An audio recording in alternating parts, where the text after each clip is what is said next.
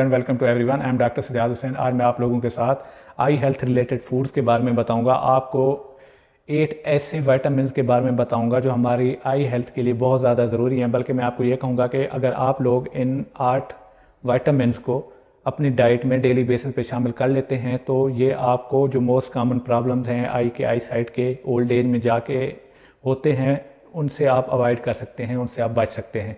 ये विटामिन कौन कौन से होते हैं और हम इनको किन डाइटरी सोर्सेज से हासिल कर सकते हैं, मैं आपको आगे चल के वीडियो में बताने वाला हूँ।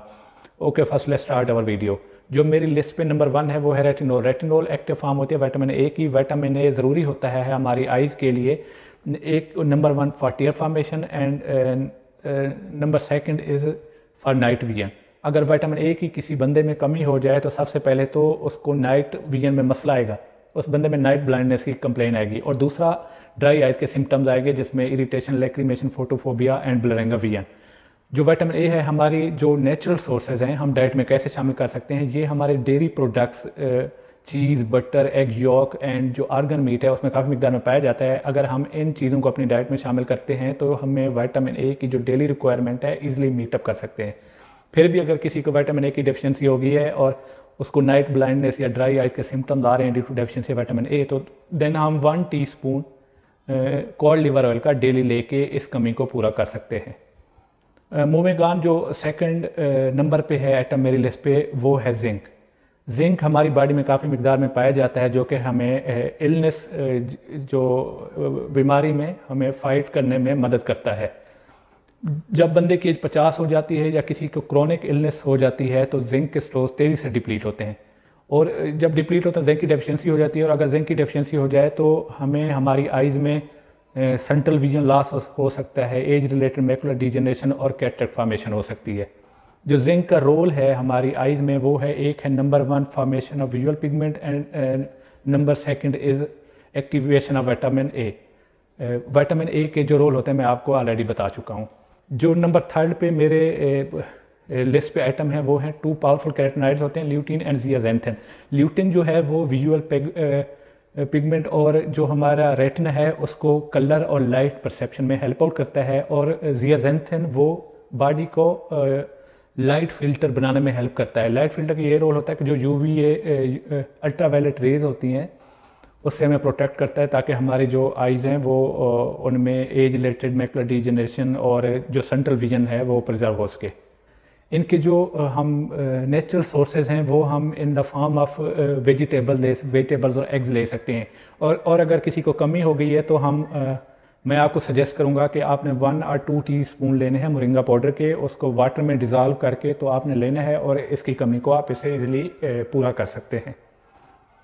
जो नंबर 5 है मेरी लिस्ट पे वो है विटामिन B1 और बेनिफिटामिन। जो B1 है वो जो पेशेंट प्री डायबिटिक या डायबिटिक होते हैं उनमें विटामिन बी की डेफिशिएंसी हो जाती है, जिसकी वजह से फिर हमारी जो माइलिन लेयर होती है नर्व फाइबर्स की, वो लॉस होना शुरू हो जाती है। और इस तरह नर्व फाइबर भी लॉस होता है तो हमें रेटिनोपैथी या न्यूरोपैथी हो सकती है और इस तरह हमारी विजन लॉस की तरफ चला जाएगा। हम इसको अब कैसे कवर अप कर सकते हैं? अगर हम इसको in the form of benfotiamine tablet होती है जो कि फैट सॉल्युबल होती है, अगर हम इसको लेते हैं तो विटामिन B1 की कमी को आसानी से पूरा किया जा सकता है। जो मेरी 6th पे आइटम्स हैं वो है vitamin B2 and B3। B3 या नियासिन का रोल होता है in the prevention of glaucoma, और B2 या राइबोफ्लेविन का रोल होता है to prevent eyes from age related macular degeneration and cataracts. ये जो है हमारे इसका जो नेचुरल सोर्स होता है वो होता है in the form of yeast. अगर हम यीस्ट का इस्तेमाल करते हैं तो जो इसकी डेली रिक्वायरमेंट है उसको इजीली मीटअप कर सकते हैं।